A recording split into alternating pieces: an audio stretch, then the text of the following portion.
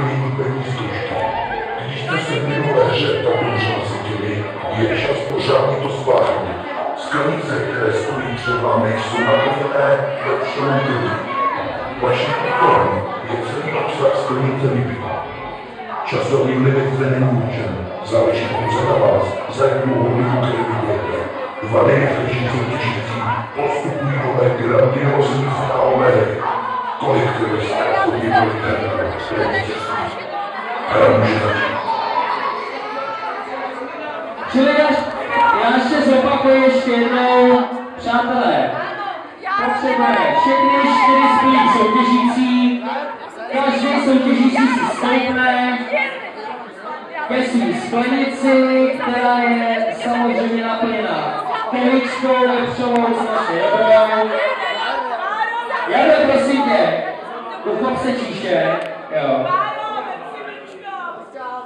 První 2 soutěžící, kteří vypijou tady ten krásný obsah, co tady je, v sklenice, tak postupují do finále, jo? Čili já bych to za mnou poličku obsatoval, uchopte se číší, přátelé, uchop se číše, Jardo. Já to odstartuju a přátelé, na zdravíčko samozřejmě. První 2 soutěžící, který je to položí to sem na stůl, první 2 sklenice postupujou do finále, jo? Čili, připravte se, Jadro, pojď se prosím tě, teď vidět trošku, super, tak, no, může se, přátelé, 3, 2, 1,